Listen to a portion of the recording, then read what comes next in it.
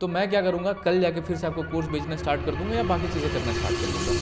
बीते कुछ दिनों में मैंने देखा है कि जितने भी लोग मेरे लाइव में आते हैं उनका हमेशा मेरे से क्वेश्चन और क्वेरी होता है कि सर मुझे कुछ ऐसा बता दो जिस तरीके से मैं हर रोज 200 रुपए, 500 रुपए, 1000 रुपए कमाना स्टार्ट कर दूं शेयर मार्केट में। आप उस तरीके से नहीं कमा सकते दोस्त, मैं हमेशा लोगों से यही कहता हूं। तो आज मैं वो तरीका आप लोगों से शेयर करना चाहता हूं जिस तरीके से सच में स्टॉक मार्केट में पैसा बनाया जा सकता है। और मैं यहाँ पे आपको कोई भी कोर्स नहीं बेचने वाला, ना आपको मैं कॉल देने वाला हूँ और ना किसी कॉल देने की कोई बात कर रहा हूँ, ना कोई मेरे टेलीग्राम पे जुड़ने की बात कर रहा हूँ। आपको कुछ चीजें समझाने आया हूँ। अगर आप मेरे साथ नहीं भी जुड़ते हो तो बेसिकली माइंड में क्या वो चीजें हैं जो क्लियर कर लोगे अगर आप, तो आप स्टॉक मार्केट में ट्रेडर बन सकते हो और दूसरी बात प्रॉफिटेबल ट्रेडर बन सकते हो। सो बेसिकली इस चीज के लिए करना क्या होता है कि आपको पहला आपकी एनालिसिस जितनी हो सके बेहतर करनी है, ठीक है। अगर आप मान लो कि किसी भी चीज के लिए मुझे अगर फॉलो करोगे तो मैं क्या करूंगा, कल जाके फिर से आपको कोर्स बेचना स्टार्ट कर दूंगा या बाकी चीजें करना स्टार्ट कर दूंगा। क्योंकि आप अगर मेरे पर किसी भी चीज के लिए रिलाई करते हो तो बेसिकली मेरा एक वो टास्क हो जाता है कि आपको उस चीज के लिए पूरी तरीके से प्रिपेयर करना और आपके उस चीज के लिए मुझे काम करना होगा। तो बिल्कुल सी बात है कि मुझे किसी भी जगह पे काम करनी पड़े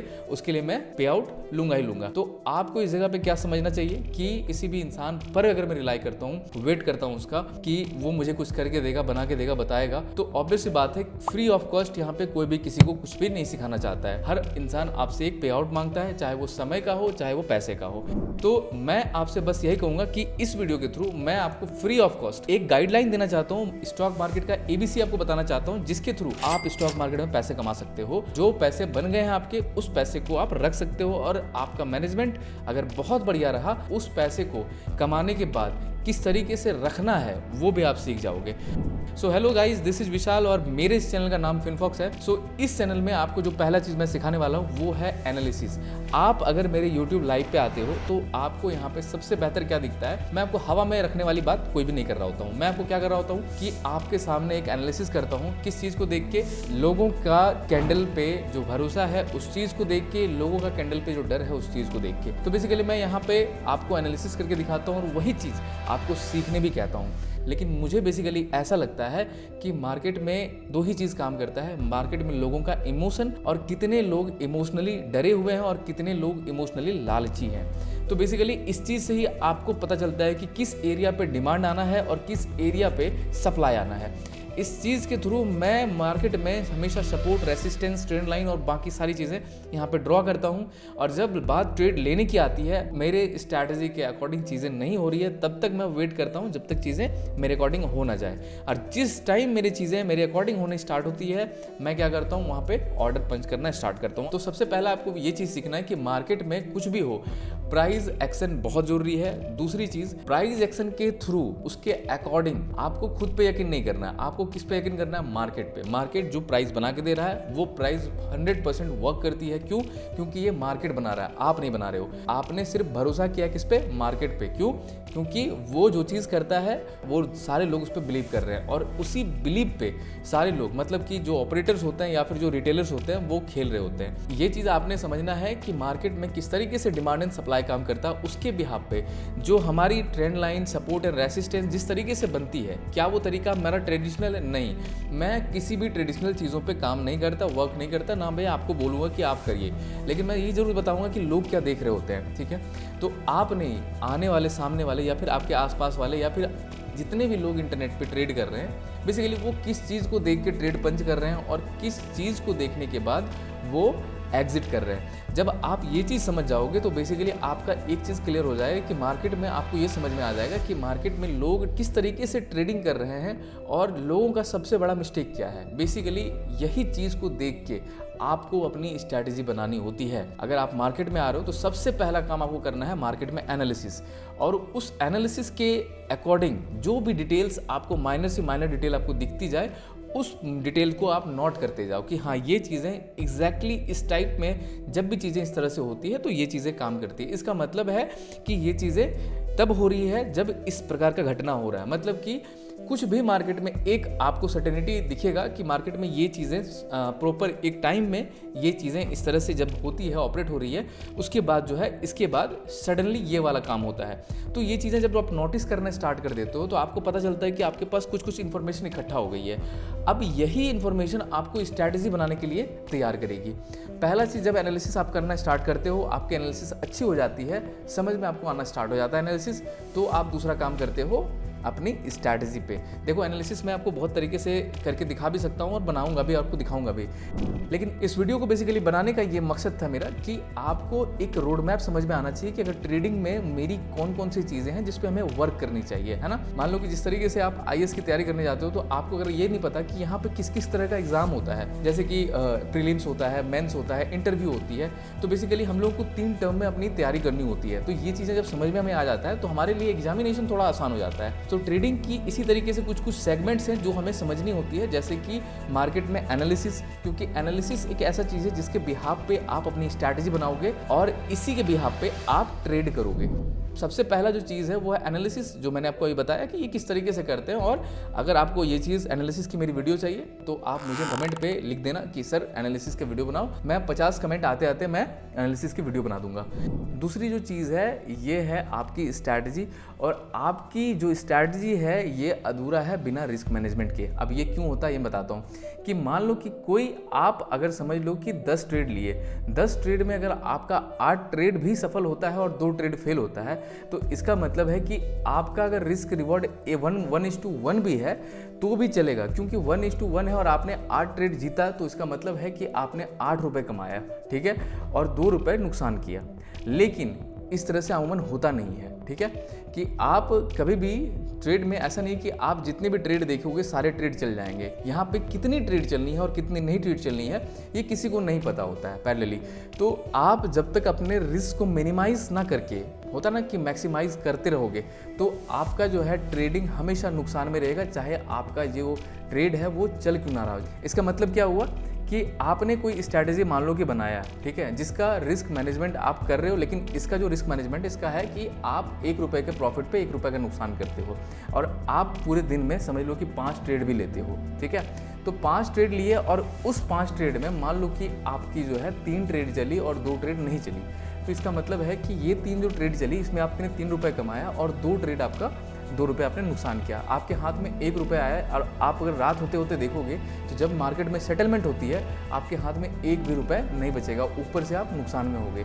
मतलब कि आपने प्रॉफिट तो किया, लेकिन ये प्रॉफिट इनडायरेक्टली आपको लॉस देना स्टार्ट कर दिया।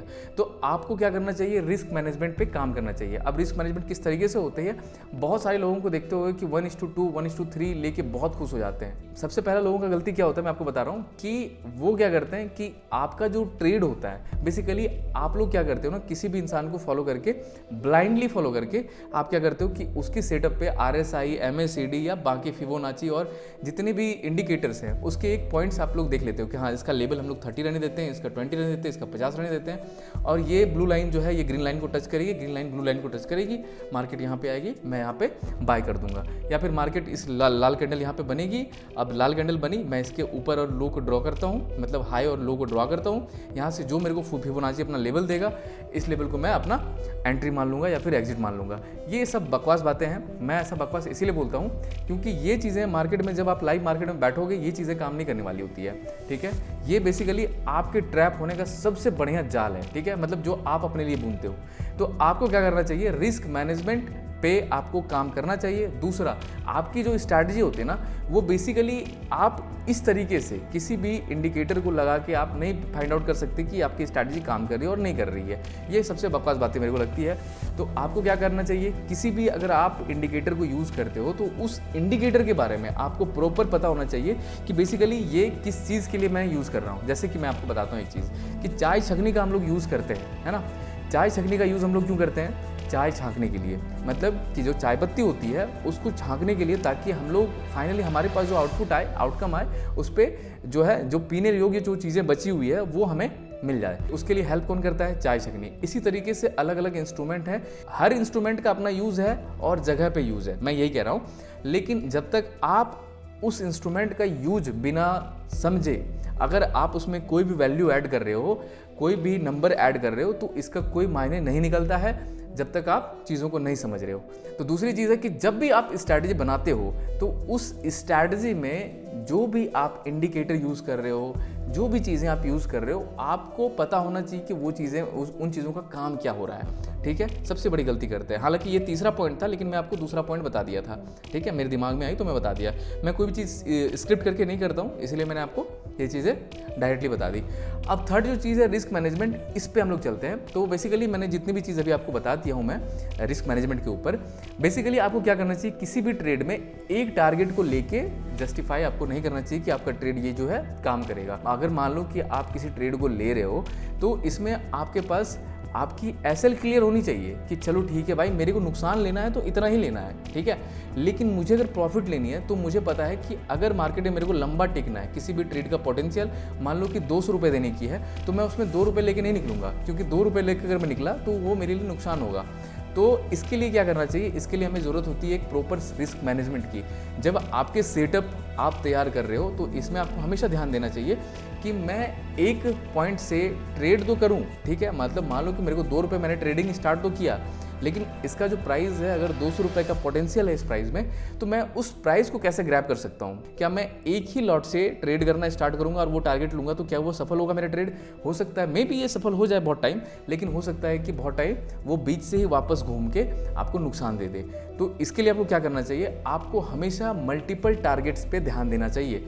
यही आपको मैं रिस्क मैनेजमेंट में बताता हूँ कि सबसे पहला जो आपका टारगेट होना चाहिए वो होना चाहिए कि आप अपने एसएल को ख़त्म करो। मतलब कि पहला टारगेट आपका हमेशा नाम होना चाहिए कि मैंने अपने एसएल को कंप्लीटली ख़त्म कर दिया। कि आपका जो ट्रेड है सबसे पहले आपको अपने रिस्क को ख़त्म करना है। रिस्क खत्म करने के बाद आपको एक लिमिटेड प्रॉफिट की तरफ आगे बढ़ना है। ठीक है, कि चलो भाई मैंने रिस्क तो अपना पूरा खत्म कर लिया, मतलब कि जिस ट्रेड में मैं हूँ इस ट्रेड में मैं प्रॉफिटेबल हो चुका हूँ पहले ही टारगेट में। दूसरा चीज़ क्या है, दूसरा चीज़ मुझे एक लिमिटेड प्रॉफिट चाहिए ताकि मैं एक में एसएल मैंने क्लियर किया, दूसरे में एक लिमिटेड प्रॉफिट कर लिया, और तीसरे वाले में जो मार्केट की स्ट्रेंथ है जो कि हम लोग कभी नहीं जान सकते कि एक ट्रेड अगर मार्केट में नीचे से ऊपर की तरफ निकला है तो वो कितना मुझे प्रॉफिट दे सकता है। अगर तीसरा टारगेट आपको लेना है तो हमेशा याद रखिए कि आपको मल्टीपल लॉट से ट्रेड करने ही होंगे। अगर आप ये चीज़ नहीं करोगे तो आप मार्केट में कभी भी बिग मोमेंट्स को नहीं पकड़ सकते। मोमेंटम बहुत लंबे तक जाती है, मगर इसमें वही रहता है जो एक तरीके से मार्केट में बना हुआ है। आप बायर्स हो सेलर हो डजेंट मैटर, ठीक है, मैटर ही नहीं करता है। मैटर ये करता है कि आपका रणनीति क्या है, मतलब किस तरीके से आप गेम को खेल रहे हो, उस तरीके से ही आप जीत पाओगे, अदरवाइज आप नहीं जीत पाओगे। इसीलिए मैं कहता हूँ कि यहाँ पे आप सबसे पहले ठहरना सीखिए। ठीक है, ठहरने का मतलब है कि सबसे पहले आप जो भी मार्केट में पैसे लेके आ रहे हो उस पैसे को रखना सीखिए। दूसरा जो चीज़ है उस पैसे से पहले लिमिटेड प्रॉफिट करना सीखिए, और तीसरा जो चीज़ है आप उस पैसे से अनलिमिटेड प्रॉफिट कर पाएंगे। उसका एकमात्र रीज़न है क्योंकि आपकी स्ट्रैटेजी बेहतर है, आप बढ़िया करना चाहते हो। दैट्स वाई यहाँ पे आपको एक स्ट्रैटेजी, आपको रिस्क मैनेजमेंट की ज़रूरत पड़ेगी। तो ये तीनों चीज़ मैं एक बार समराइज़ कर देता हूँ चीज़ें कि पहली, अगर आपको ट्रेड में बने रहना है, प्रॉफिटेबल बने रहना है, तो सबसे पहले आपको अपनी एनालिसिस पे काम करनी चाहिए। और ये एनालिसिस पे जिस भी इंस्ट्रूमेंट का आप यूज़ करेंगे उस इंस्ट्रूमेंट का काम आपको पता होना चाहिए, और जो भी आप वैल्यू पुट कर रहे हैं उस वैल्यू का काम आपको पता होना चाहिए। पहली ये चीज़ है। दूसरी चीज़ है, जिस भी वैल्यू से आपको प्रॉपर अपने चार्ट पे, चाहे आप निफ्टी देख रहे हो, चाहे आप गोल्ड देख रहे हो, चाहे आप सेंसेक्स देख रहे हो, चाहे आप कोई भी डेटा देख रहे हो, ठीक है, आपको बेसिकली उस डेटा पे ये काम करना पड़ेगा कि मार्केट जो है क्या उस डेटा पे आने के बाद किस तरीके से रिएक्ट कर रही है, उसके बेस पे आपको स्ट्रैटेजी बनानी होगी।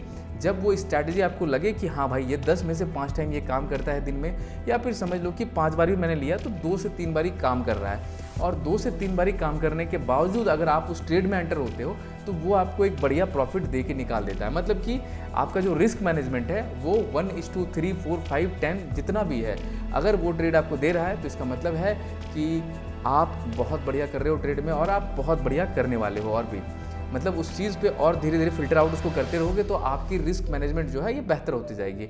एक बढ़िया ट्रेडर हमेशा नए नए स्ट्रैटेजी की तलाश में नहीं रहता है। एक बढ़िया ट्रेडर हमेशा चीज़ों को जब भी वो किसी भी इंस्ट्रूमेंट को चूज़ करके वो ट्रेड कर रहा होता है, जिस भी इंडाइसिस पे ट्रेड कर रहा होता है या फिर इंस्ट्रूमेंट पे ट्रेड कर रहा होता है, बेसिकली उसका काम ये होता है कि मैं कितना से कितना ज़्यादा अपने रिस्क को मिनिमाइज़ करूं और अपने प्रॉफिट को जो है ये मैक्सिमाइज करता जाऊं।